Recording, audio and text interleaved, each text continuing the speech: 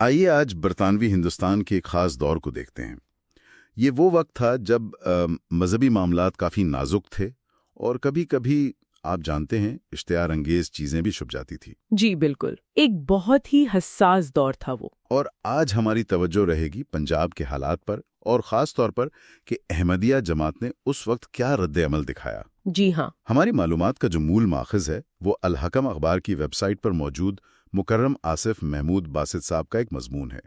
وہ اخبار کے ایڈیٹر بھی ہیں۔ جی، مضمون کا عنوان ہے blasphemy and the Ahmadiyya response, a brief case study. تو مقصد یہ سمجھنا ہے کہ اس وقت جب خاص طور پر آریہ سماج کی طرف سے کچھ اشتعال انگیزی ہوئی تو کیا حکمت عملی اپنائی گئی۔ بالکل، مضمون کے شروع میں ہی ذکر ہے کہ برطانوی راج کا اثر تو بہت گہرا تھا، سماجی طور پہ بھی مذہبی طور پہ بھی۔ مسلمان ظاہر ہے اقتدار کھو چکے تھے، تو ایک احساس محرومی تھا۔ جی، اور دوسری طرف ہندو تھے جو ہندوستان کو ایک مقدس سرزمین کے طور پر دیکھتے تھے، تو فرقہ وارانہ تناؤ تو پہلے سے موجود تھا ہی۔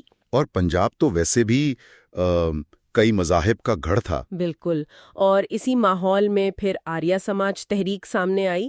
نہرو نے بھی لکھا ہے کہ یہ ایک طرح سے اسلام اور عیسائیت کے بڑھتے ہوئے اثر کا رد عمل تھا۔ اچھا؟ جی، اور اس نے ہندو مت میں وہ تبلیغ والا عنصر داخل کیا جو پہلے اتنا نمایاں نہیں تھا، لیکن اس کا ایک پہلو یہ بھی تھا کہ ان کا رویہ بعض اوقات خاص طور پر اسلام کے خلاف کافی سخت ہوتا تھا۔ ہاں، مضمون میں بھی ذکر ہے سوامی دیانند کا، پھر پنڈت لیکھ رام کا۔ ان کی تقریروں اور تحریروں میں اکثر توہین آمیز زبان استعمال ہوتی تھی۔ جی بالکل، اور یہ کشیدگی جو ہے یہ 1920 کی دہائی میں اور بڑھ گئی۔ وہ 3 تحریروں کا ذکر ہے نا، وچتر جیون، رنگیلا رسول۔ جی، اور پھر مئی 1927 میں رسالہ ورتمان میں وہ مضمون چھپا، سیر دوزخ۔ ہاں، سیر دوزخ۔ اسی پر پھر اصل رد عمل آیا۔ جی، اسی مضمون کے چھپنے کے فوراً بعد احمدیہ جماعت کے جو دوسرے خلیفہ تھے حضرت مرزا بشیر الدین محمود احمد صاحب، انہوں نے ایک بہت اہم قدم اٹھایا۔ کیا قدم تھا وہ؟ انہوں نے فوراً ایک مضمون لکھا، عنوان تھا رسول کریم کی محبت کا دعویٰ کرنے والے کیا اب بھی بیدار نہ ہوں گے؟ اور اسے صرف لکھا نہیں بلکہ پوسٹر کی شکل میں پورے ہندوستان میں پھیلا دیا۔ اچھا، تو یہ پوسٹر کا مقصد کیا تھا؟ صرف احتجاج ریکارڈ کرانا؟ نہیں، اس کے 2 بڑے مقاصد تھے۔ ایک تو یہ کہ مسلمانوں کو جگایا جائے کہ بھائی اپنے جذبات کا اظہار کریں مگر پرامن طریقے سے، اور اپنی آواز حکام تک پہنچائیں۔ ٹھیک۔ اور دوسرا، شاید زیادہ اہم، اس پوسٹر نے حکام کی توجہ سیر دوزخ کے مواد کی طرف مبذول کروائی۔ مضمون میں آل انڈیا رپورٹر کا حوالہ ہے کہ اسی پوسٹر کی وجہ سے حکام نے اس مضمون کو انتہائی اشتعال انگیز قرار دیا اور قانونی کارروائی شروع کی۔ یعنی اس پوسٹر نے ایک طرح سے کیس بنوایا؟ جی، ایک طرح سے۔ حالانکہ دلچسپ بات یہ ہے کہ بعد میں خود اس پوسٹر پر بھی پابندی لگ گئی تھی۔ اچھا، لیکن وہ اپنا کام کر گیا تھا، مسلمانوں کو بیدار کرنے والا؟ جی، وہ اپنا کام کر چکا تھا۔ مسلمانوں میں ایک شعور پیدا ہوا کہ پرامن طریقے سے رد عمل دینا ہے۔ تو یہ رد عمل کس قسم کا تھا؟ کیا صرف قانونی چارہ جوئی تھی یا کچھ اور بھی؟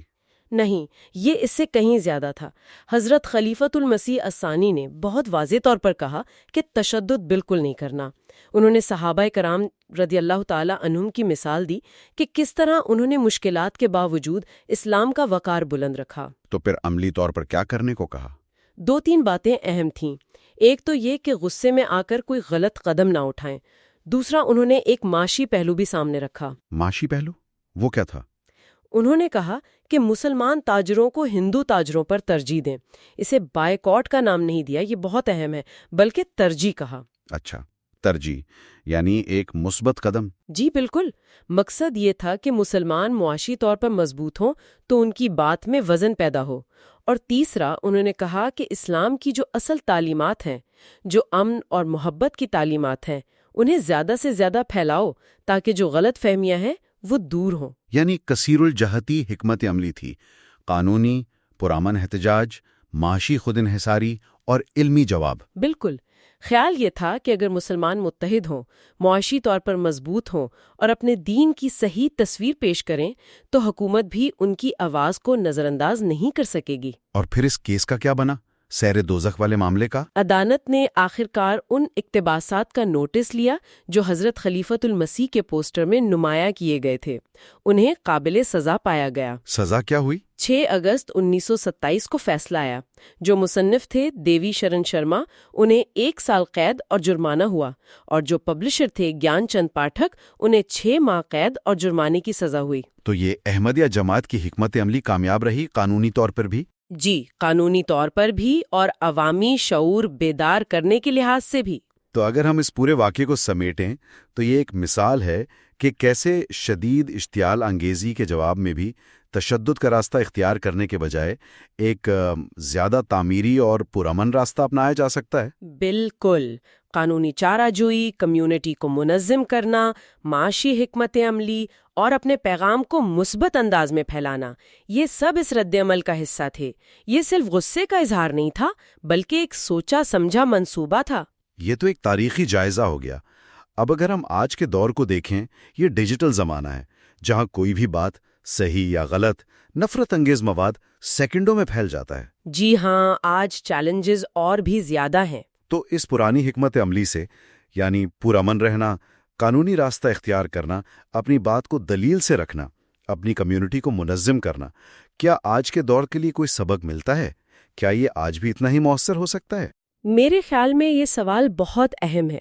یقیناً حالات بدل گئے ہیں، ٹیکنالوجی نے بہت کچھ بدل دیا ہے، لیکن شاید وہ بنیادی اصول آج بھی کارآمد ہیں، یعنی اشتعال کا جواب اشتعال سے نہ دینا، قانون کا سہارا لینا اور اپنی بات کو مضبوط دلائل کے ساتھ پرامن طریقے سے پیش کرنا۔ یہ شاید آج پہلے سے بھی زیادہ ضروری ہو گیا۔